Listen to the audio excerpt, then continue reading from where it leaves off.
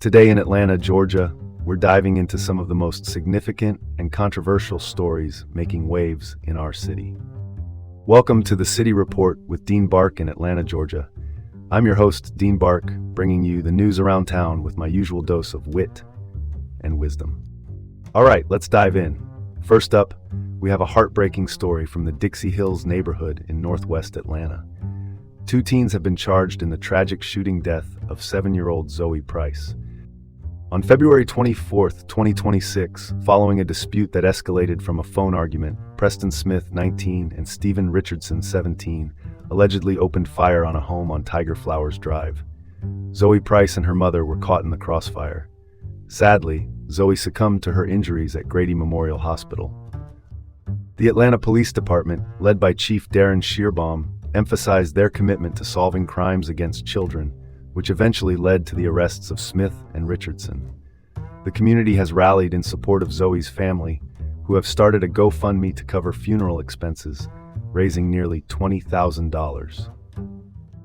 Zoe was a vibrant young girl involved in basketball and cheerleading. Her bright and compassionate nature was highlighted by Atlanta Mayor Andre Dickens, who expressed the city's profound loss. Violence must not be the answer to disagreements, and justice should be swift. Next up, let's transition to this, a story that raises questions about accountability. Atlanta Sheriff Gerald J. Couch was arrested for DUI while driving a county-issued SUV on February 28th. Couch faces charges of DUI, failure to maintain lane, and open container violations. The arrest has sparked a debate about the responsibilities of public officials and the trust that the public places in them.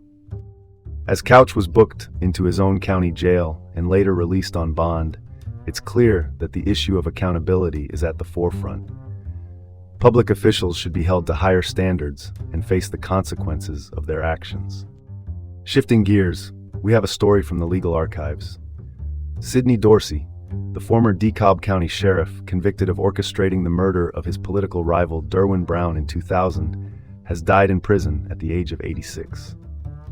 Dorsey's conviction was a landmark event in Georgia's legal history, marking a rare instance of a law enforcement officer being convicted for such a crime. His death in Augusta State Medical Prison brings a close to a chapter that highlighted the need for integrity in law enforcement. Dorsey's story is a sobering reminder of the importance of integrity in law enforcement. His actions and subsequent conviction served as a critical moment in addressing corruption within the system. And now for something completely different. Senator Raphael Warnock has criticized the Trump administration's plans to convert a large warehouse in Social Circle, Georgia, into an ICE detention facility capable of holding 10,000 detainees. During a news conference on March 2nd, Warnock, alongside local officials, voiced concerns over the strain such a facility would place on the small city's water and sewer infrastructure. The potential loss of over $1 million from the city's tax rolls adds to the community's worries. Community resources shouldn't be stretched thin for facilities that don't serve local interests. The opposition led by Warnock underscores the need for thoughtful consideration of local impacts when planning such developments. All right, next topic, a legal ruling with significant implications.